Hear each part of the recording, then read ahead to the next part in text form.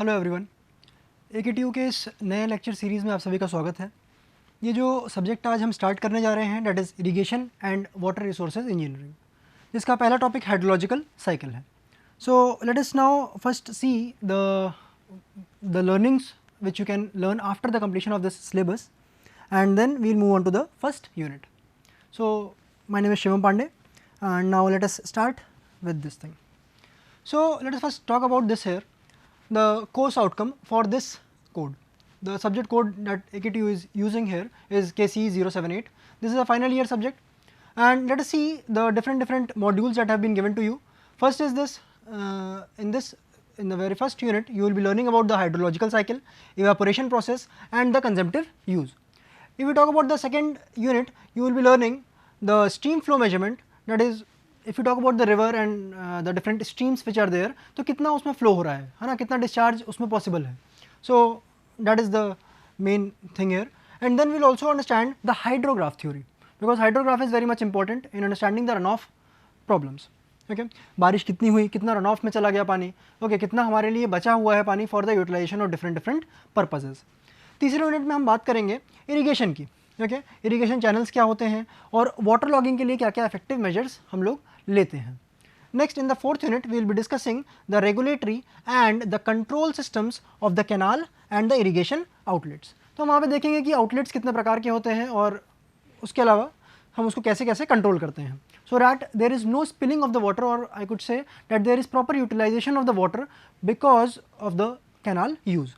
Okay, in the fifth module, in the fifth unit, we will be understanding the groundwater hydrology and also the determination of the discharge through the different wells, जो आपको ground water से पानी मिलता है. So the reference material that I have used, I have marked it here, the SK Garg book, irrigation engineering and hydraulic structures, and KR Arora book and BC Punamiya साहब की book है और सुब्रमण्य साहब की बुक है. So these are the few reference materials that I have taken for the preparation of this material. Now let us see what we will be studying in the very first module here. तो इस पहले module की अगर हम बात करते हैं यहाँ पे, तो यहाँ पे कोर्स आउटकम तो हमने डिस्कस कर लिया है. This is basically hydrologic cycle है, प्रेसिपिटेशन है, इवेपोरेशन है और इन्फिल्ट्रेशन है. तो ये चार बड़े बड़े टॉपिक्स हैं जो हमें कवर करने हैं. इसके अंदर जो सब टॉपिक्स हैं उसके बारे में चलिए देखते हैं. सबसे पहले हम बात करेंगे हाइड्रोलॉजी की. हाइड्रोलॉजी होता क्या है, किस जगह काम आता है, मतलब क्या होता है इन सब का, तो हम इसके बारे में सबसे पहले देखेंगे. उसके बाद हम बात करेंगे हाइड्रोलॉजिक साइकिल होती क्या है. Then we will also talk about the water budget equation और the water budget system. Then hydrological system, entire system, because cycle तो हो रही होती है but that is a process that is occurring in the entire atmosphere and the earth. If we talk about the second topic here, that is the precipitation. अब precipitation से आप लोग को बस एक चीज़ समझ में आती होगी कई बार कि it is just rainfall, but ऐसा नहीं होता कि सिर्फ और सिर्फ rainfall है यहाँ पे. precipitation के तमाम मतलब होते हैं, जितने भी प्रकार के precipitation होंगे उन सभी के बारे में हम आगे डिस्कशन करेंगे. So let us see here, we will be discussing the types, measurement and analysis, कि precipitation बारिश हुई तो आप कैसे मेजर कर रहे होगे उसके. ओके, एंड अगर आपके पास डेटा तो मिल गया, but then how you will be analyzing that data, so that will also be considered here. Next is the error in the estimation. Okay, then the missing data, because if there are certain, let's say अगर ये area आपके पास consideration में है ना, और अगर मैं इस एरिया की बात करूँ तो लेट्स से एक रेन गेज यहाँ पे है, एक रेन गेज यहाँ पे है और एक रेन गेज यहाँ पे है, बट कुछ कारणवश यहाँ पे क्या हुआ, ए वाले पॉइंट पे this A rain gauge stops functioning, वहाँ का रेन गेज खराब हो गया किसी न किसी वजह से, हो सकता है. So how will be estimate that data based on the other data. हमारे पास बी और सी का रेनफॉल डेटा तो है, तो हम उसकी मदद से ए का डेटा कैसे हम प्रेडिक्ट करेंगे. Okay, so that is also there. Then we will also talk about the consistency of rainfall records. Then we will talk about two important things here, that is the intensity, duration, frequency curve, and we will also talk about the probable maximum precipitation. Okay, तो ये दो topic यहाँ पे हो गए. Then we will talk about evaporation and consumptive use, जहाँ पे हम बात करेंगे इवापोट्रांसपिरेशन की और इवापोरेशन की. So these will be the two topics that will be discussing. Okay, if you talk about this infiltration, ये चौथा टॉपिक है यहाँ पे. इन्फिल्ट्रेशन के बाद we will be moving on to the next unit, जो कि होगी आपकी रन ऑफ की. Okay, so infiltration is just a part. ये सारे जितने भी हमने टॉपिक अभी डिस्कस किए, जैसे कि इवापोरेशन हो गया, ओके, इन्फिल्ट्रेशन हो गया, ये प्रेसिपिटेशन हो गया, this is all a component of what, it is all component of hydrologic cycle, या फिर मैं कहूँ कि वाटर साइकिल। तो इन्फिल्ट्रेशन में इन्फिल्ट्रेशन इंडिसेस एक इंपॉर्टेंट टॉपिक है, उसको हम आगे देखेंगे। तो आज का ये जो पहला टॉपिक है उससे हम यहाँ पे आज स्टार्ट करते हैं। First of all let us see what is hydrology. Subject का नाम ही यही है, hydrology and water resources, irrigation and water resources engineering. तो सबसे पहला टर्म जो हमने यहाँ पे देख रहे हैं that is this hydrology. Hydra word कहीं पे भी आएगा आप उसे वाटर से रिलेट करते हैं। जब भी लॉजी यहाँ पे वर्ड आ रहा है you can relate it as science. तो hydrology is to be given और to be mentioned as the science of water. अच्छा, अब अगर हम बात कर रहे हैं इस हाइड्रोलॉजी टर्म की, ओके, तो पानी का यूटिलाइजेशन आप किस तरीके से फील्ड में करेंगे उसकी साइंस को आप यहाँ पहले पढ़ोगे कि उस वाटर को कैसे कैसे हमें आगे यूटिलाइज करना है in the field, and then we will be moving on कि इसको आगे हम कैसे देख सकते हैं। Hydrology deals with the occurrence, circulation and the third term is here distribution of the water on the earth and the atmosphere. तो हमने यहाँ पे तीन इंपॉर्टेंट टर्म्स देखे, that is the occurrence, circulation and distribution of what, of the water. Major term is water. तो water कैसे कैसे अस्तित्व में आ रहा है पहली चीज़, दूसरी चीज़ कैसे सर्कुलेट हो रहा है डिफरेंट डिफरेंट फॉर्म्स में डिफरेंट डिफरेंट जगहों पे, और कैसे कैसे डिस्ट्रीब्यूट हो रहा है। Okay, these things will be taking place और उन्हीं सब के बारे में हम अभी आगे देखेंगे। What is the need of hydrology? Because we can see that there are some practical applications, that is design and operation of the hydraulic structure. Hydraulic structure में आप समझ सकते हैं जैसे डैम होता है, ओके, और हम बात करें तो कैनाल हो जाएगा जैसे, ओके, स्पिलवे हो जाएंगे। These are the different things. Next is water supply. Because पानी आपके पास अवेलेबल है बट आप उसको यूटिलाइज ना कर पाओ तो that is the waste, so you have to take into consideration that also. Hydro power generation की अगर हम बात करें तो that is also practical application of this hydrology, and then there is also flood control. क्यों? क्योंकि मान लीजिए किसी समय पे बारिश कुछ ज़्यादा ही हो जाती है ना, एक लिमिट से ज़्यादा बारिश हो जाती है, और अगर मैं बात करूँ एक रिवर का, उसका कुछ डिस्चार्ज कैरिंग कैपेसिटी होता है। Let's say if there is a flowing river और उस रिवर का let's say metre cube per second is the discharge carrying capacity, but जैसे ही इससे ज़्यादा होता है, क्यू की वैल्यू बढ़ जाती है, जैसे ही क्यू की वैल्यू बढ़ेगी तुरंत क्या होगा, this water will be coming out of the bank and then there will be a flood. Okay, और यही फ्लड को हम एस्टिमेट करते हैं। कई बार हम यही चाहते हैं कि बार बार ये फ्लड ना आए, तो इसीलिए हमको उस तरीके से सब चीज़ें डिज़ाइन करनी पड़ती हैं। और ये आज की साइंस नहीं है, ये इवन अगर बात करूँ तो चाणक्य ने भी अपने अर्थशास्त्र में बात करी है इसके बारे में, इवन रेन गेज के बारे में भी बात कर रखी है उन्होंने इसके बारे में। इवन नाइल रिवर की बात करें, अगर इजिप्शियन सिविलाइजेशन की बात करें तो वहाँ पे भी इन सब चीज़ों का एप्लीकेशन 2,500 साल पहले, 3,000 साल पहले देखा जा चुका है। So let us now see what is hydrological cycle. Hydrological cycle, ठीक है, यानी कि पानी कैसे कैसे मूव कर रहा है। Okay, that is the first thing, ठीक, दैट इज द हाइड्रोलॉजिकल। अच्छा, ये हमेशा साइकिल में मूव करता है। साइकिल में मूव करता है मतलब अगर ये लेट्स से अगर एक्स फेज़ में है, फिर ये वाई फेज़ में आया, फिर ये लेट्स से जेड फेज़ में गया, तो फिर ये वापस एक्स फेज़ में जाएगा ही जाएगा। तो that is a cycle which gets formed there. So let us see, it is a cycle in which water moves from one phase to the another having different residence time. अब ये phase क्या है उसके बारे में बात करेंगे। Okay, let's see first the residence time. Residence time क्या होता है? Time taken by the water in crossing one particular phase of the hydrological cycle. यानी कहने की बात क्या हुई, अगर लेट से अगर मैं यहाँ पे कहता हूँ कि पानी यहाँ पे ओशन में मौजूद है ना, या फिर सीज में मौजूद है, सीज और ओशन इट इज़ देयर। अब क्या हुआ, यहाँ से पानी इवेपोरेट किया है ना, इवेपोरेट तो किया, अब पानी का मूवमेंट शुरू हुआ। जैसे ही ये पानी यहाँ से इवेपोरेट किया तुरंत क्या होगा, पानी का मूवमेंट शुरू होगा। क्यों? पानी सतह से ऊपर जा रहा है। पानी जैसे सतह से ऊपर गया तो क्या होगा, वेपर में चेंज हुआ, वेपर से चेंज होकर कहाँ गया, बादल में गया, ठीक। So there is a formation of clouds there. तो ये सेकेंड यहाँ पे पहुँच गया। तो ये जितना भी टाइम यहाँ पे इस फेज में रहा that is the residence time. Okay, The hydrological cycle has no end or beginning and its many processes occur simultaneously. अगर हम इसकी पहली लाइन की बात करें, ध्यान से सुनिएगा, इसमें hydrological cycle has no end और बिगनिंग। साइकिल की कभी एंड या बिगनिंग होगी नहीं। Okay, it is a continuous process that is occurring simultaneously, ठीक है। एक्स जब वाई में बदल रहा होगा उसी समय जेड एक्स में बदल रहा होगा, उसी समय ऐसा भी हो रहा होगा कि y z में बदल रहा हो. Quantities might be different, but the cycle will be moving on simultaneously, continuously. Okay, and its many processes occur simultaneously. अगर इसकी बात करें तो processes क्या होते हैं इसको अभी हम आगे देखेंगे. So then you can easily relate it कि जो मैंने अभी कहा इसका मतलब क्या है. Okay, एक important point है, थोड़ा geography से linked है, that sun and Coriolis force play important role in the completion of hydrologic cycle. What happens there? अब sun and Coriolis force, sun की वजह से weather and there is a climate change that occurs. Okay, Coriolis force क्या करेगा, ये wind के direction को northern hemisphere में right direction में move कराता है और this is in southern hemisphere wind को left direction में move कराता है. अच्छा, अगर हम बात करें कोरियोलिस फोर्स की तो Coriolis force helps in the movement of the wind, और अगर विंड की मूवमेंट को हेल्प करेगा ये, यानी कि ओशन करेंट्स को मूव करेगा, ओशन करेंट्स को मूव करेगा तो हॉट और कोल्ड ओशन करेंट्स का मूवमेंट होगा, जिनके कारण जो इवेपोरेशन होगा that will also be affected. उसके कारण जो भी चेंजेस आ रहे होंगे that will also be seen in the atmosphere. So these are the few forces that you can see here. After this let us move on. तो यहाँ पे आप देख सकते हैं कि अगर हम बात करते हैं ओशन की, okay, if I talk about this ocean surface, है ना, ये ओशन सरफेस है. अब ओशन में पानी कहाँ से आ रहा होगा, अब कुछ सोचिए. अगर ओशन हम पानी की बात करें तो एक तो आएगा आपका प्रेसिपिटेशन से, दैट इज द रेनफॉल, है ना. If I say that this is the cloud, तो एक तो रेनफॉल से आएगा, okay, and it also be any other form of precipitation.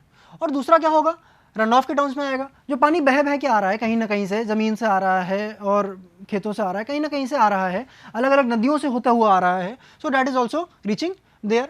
तो that is one thing is run off. तो this is the water that is coming in to the ocean.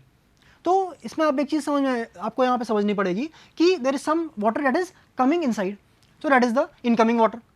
अच्छा, कुछ पानी ऐसा हो रहा होगा जो इस ओशन से बाहर जा रहा होगा. बाहर कैसे जाएगा, अब इतनी बड़ी सतह है, okay, there will be some evaporation that will be taking place. Evaporation क्या होता है इसको हम टेक्निकल टर्म्स में आगे हम जब बढ़ेंगे तब उसमें हम देखेंगे. But evaporation is what, a loss of water. Evaporation is loss of water. Okay, so this is harmful for us also. Why, because evaporation is something which is making the water go outside. और हमें क्या चाहिए, हमारे लिए क्या ज़रूरत है, हमारे लिए चाहिए कि पानी हमारे पास रिटेन रहना चाहिए. सो that is one thing. So if I can say that precipitation plus runoff is also equal to evaporation. अगर हम और किसी फैक्टर को इंक्लूड नहीं कर रहे हैं तब, है ना, कि हम नहीं मान रहे कि कहीं और से पानी आ रहा है यहाँ पे, हम ये भी नहीं मान रहे कि यहाँ से भी कहीं पानी आ रहा है. Okay, we are not considering, we are considering only two factors, that is this P and this R. Okay, this is run off. तो ठीक है, यहाँ पे इवेपोरेशन हुआ. नाउ व्हाट विल हैपन, यहाँ का जो इवेपोरेशन हुआ this will be helping in forming the clouds. अच्छा, यही क्लाउड्स क्या हो गए due to the help of winds, जो हमने कोरियोलिस फोर्स की बात करी अभी थोड़ी देर पहले. तो उस विंड्स की वजह से क्या होगा, that cloud will be now travelling to different different places. Okay, अब यही चीज़ जब लैंड पे जाएगा, now when this moves on to the land, what will happen, it will be pouring down as rainfall. Okay, this is the cloud, so there is a rainfall there. अब land पे पानी पड़ा, अब क्या होगा, land पे पानी पड़ने के बाद क्या हो सकता है, दो चीज़ें. पहली चीज़ इवेपोरेशन होगा, दूसरा रन ऑफ होगा. रन ऑफ क्यों होगा, क्योंकि there will be some surface जहाँ से पानी अगर रिटेन, अगर या तो इन्फिल्ट्रेट कर जाए या तो पानी यहाँ पे लैंड के अंदर चला जाए, okay, then that is the infiltration, तब तो कोई दिक्कत नहीं है. बट पानी का लॉस कैसे होगा, लॉस होगा इवेपोरेशन के कारण और रन ऑफ के कारण. रन ऑफ सतह से होते हुए पानी फिर बाहर चला गया, so that is the loss of water there. तो we can also say that P here is equal to what, E plus R, है ना. इस तरीके से हम यहाँ पे बोल सकते हैं. अच्छा, एक इंपॉर्टेंट पॉइंट है यहाँ पे आपके लिए, over the ocean surface evaporation is greater than precipitation, but over the land surface precipitation is greater than evaporation. आप ऐसे भी समझ सकते हैं इसको कि जो सरफेस एरिया होता है that is exposed there, that is very much large, okay, और इवेपोरेशन की amount because of the temperature that is very much high. Okay, so that is also there. आगे हम बात करते हैं what are the different component of the hydrological cycle. These are the few components that we will be discussing. Okay, first is the evaporation, second is the precipitation, third is the interception. Okay, fourth is the infiltration, fifth is the transpiration and six is the run off. तो ये कुछ 6 components हैं, इन्हीं की मदद से hydrological cycle काम करती है। ओके, या फिर मैं कहूँ कि हाइड्रोलॉजिकल साइकिल में जो 6 प्रोसेसेस हैं, these are the 6 processes that are happening. Okay, तो let us talk about it one by one and understand it कि होता क्या है। डिटेल में हम इसके डेफिनेशंस के बारे में जैसे जैसे हम यूनिट में आगे बढ़ते जाएंगे उसके बारे में हम देखेंगे। इफ आई टॉक अबाउट कि this is the land surface air, okay, और ये आपका पानी का सरफेस है, तो यहाँ से क्या होगा, there will be some evaporation that will be taking place. अब जैसे ही इवेपोरेशन होगा तुरंत क्या होगा, there will be cloud formation. Cloud formation due to the winds and due to the other factors, this cloud will be moving to the different location that is the land. जब land पे जाएगा ये cloud, there is a low temperature region air and then there will be a precipitation that will be taking place. देखिए यहाँ पे मैंने आपको बात करी है, जहाँ पे मैं अभी बोल रहा हूँ प्रेसिपिटेशन, वहाँ आप अज्यूम कर सकते हैं कि मैं अभी रेनफॉल की बात कर रहा हूँ। ओके, बट प्रेसिपिटेशन अलग अलग टाइप्स का होता है, उसको अभी हम आगे देखेंगे। तो ये इवेपोरेशन और प्रेसिपिटेशन हमने 2 टर्म्स यहाँ पे देख लिया। ओके, थर्ड टर्म बात करते हैं इंटरसेप्शन की। अब when there is a rainfall और I can say when there is a precipitation, okay, जैसे ही प्रेसिपिटेशन हो रहा है क्लाउड से, जैसे rainfall when it is falling down, तो it will be intercepted. Intercepted मतलब कोई रोकेगा कोई चीज़। Okay, it will be intercepted by different structures that are constructed और that are naturally available on the surface of the earth or the surface of the land. Okay, तो यहाँ पे देखिए, let's say if this is a house here, तो जो इसका terrace है या छत है यहाँ पे, ओके, इस छत पे क्या होगा, पानी यहाँ पे एक्यूमुलेट हो जाएगा, यहाँ पे पानी स्टोर हो जाएगा। तो पानी लेट्स से अगर यहाँ पे 10 यूनिट पानी यहाँ से रेनफॉल के रूप में निकल रहा है। ओके, बट व्हाट हैपेंस, यहाँ पे लेट्स से 2 यूनिट यहाँ पे स्टोर हो गया, छतों पे अगर 2 यूनिट स्टोर हो गया, ओके, लेट्स से कुछ 0.01 लेट्स से, है ना, 0.01 यूनिट क्या हुआ, पेड़ ने इंटरसेप्ट किया। ऐसे कई सारे पेड़ लगे हुए हैं। Okay, so it is intercepted bye those plants also. अच्छा, एक चीज़ और देखिएगा, यहाँ पे क्या होगा, कुछ गड्ढे बने रहते हैं हमेशा रोड पे या फिर आप कहोगे ग्राउंड पे। Okay, so in that case also what will happen, there will be some sort of filling of the water here. और फिर उसके बाद फिर जो पानी यहाँ से, लैंड की प्रॉपर्टी अगर अच्छी रहती है ना, अगर मैं कहूँ कि अगर कंक्रीटिंग नहीं है, अगर कंक्रीट नहीं है तो it will be going on to the ground level there. Okay, तो ये पानी के साथ नीचे मिल जाएगा, ग्राउंड वाटर टेबल के साथ जाके पानी मिल जाएगा। तो जो पानी नीचे गया that is a different thing, but जो पानी ऊपर रह गया दैट इज द इंटरसेप्शन। तो that is also a sort of loss which is occurring. Okay, अगर हम बात करते हैं नेक्स्ट, यहाँ पे देखिएगा, ये एक तरीके से पूरी हाइड्रोलॉजिकल साइकिल भी है यहाँ पे और कुछ इंपॉर्टेंट टर्म्स भी हैं। तो लेट्स से अगर मैं कहता हूँ कि ये तो चलिए आपका बेस हो गया, okay, it is a base. अब उसके ऊपर बात करते हैं। Okay, so this portion, this is the confining layer, ये इम्परमिएबल लेयर है, इससे आपको कोई लेना देना नहीं है, बट ये आप समझ सकते हैं कि इसके नीचे पानी नहीं जा रहा है।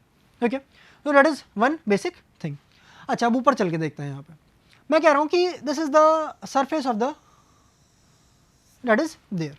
अच्छा, अब इस लैंड सरफेस की अगर मैं बात करूं तो यहाँ पर देखिए 2 टर्म है, एक है इन्फ्लुएंट स्ट्रीम और एक है आपकी एफ्लुएंट स्ट्रीम।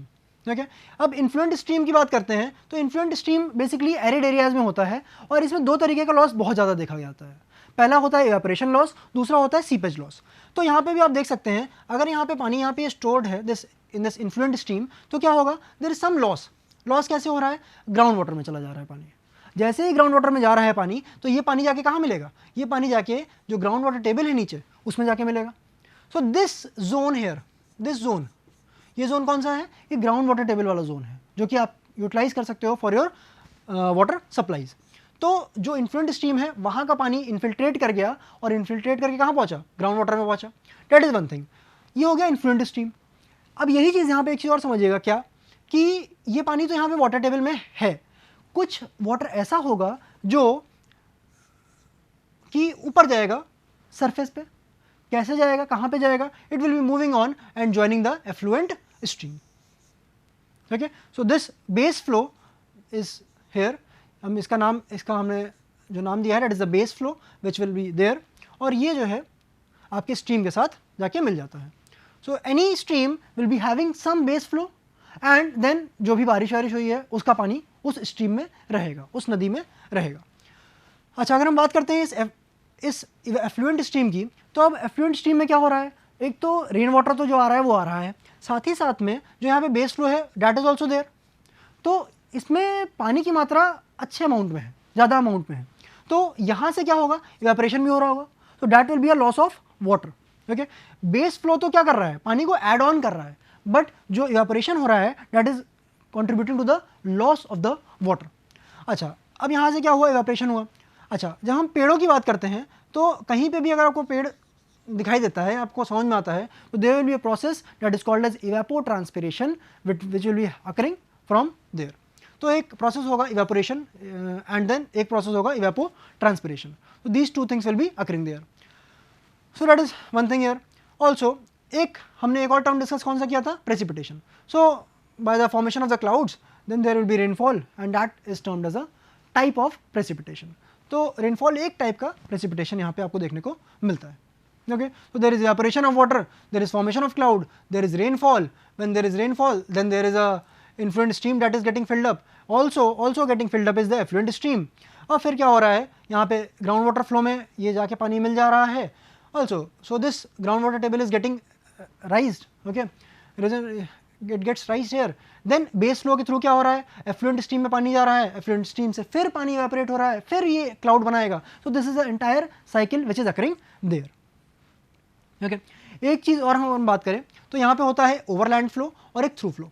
तो ओवरलैंड फ्लो से क्या होगा, हमने कहा कि रन ऑफ होता है कुछ। ओके, तो that is a type of run of जो यहाँ पे ओवरलैंड फ्लो होकर कहाँ पे जाके मिलेगा, इस एफ्लुएंट स्ट्रीम में जाके मिलेगा।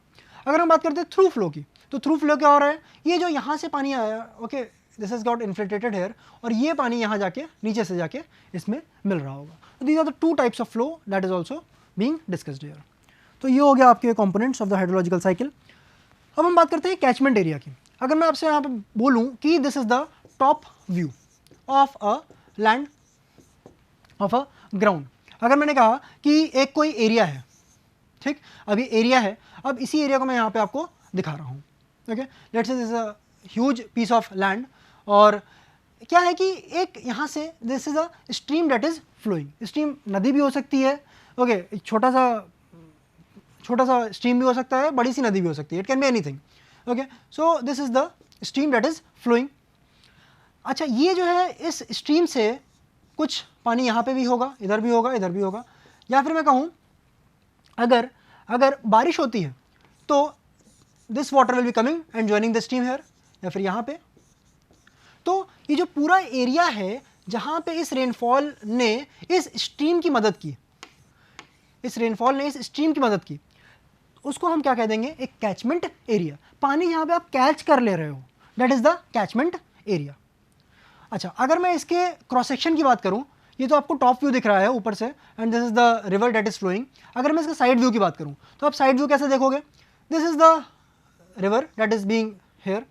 अच्छा, यहाँ पे क्या हो रहा है, this is the very, river is always at a depression, है ना, ऐसा नहीं होता कि एकदम ऊपर रेज लैंड पे होगी, ठीक है, it is eight a depression from the surrounding areas. Okay, तो अगर सराउंडिंग एरिया की बात करें तो ये कुछ नीचे हाइट पे है, ओके, H1 हाइट, तो ये कुछ हायर हाइट पे है। ओके, ये आपका एक कैचमेंट एरिया होगा।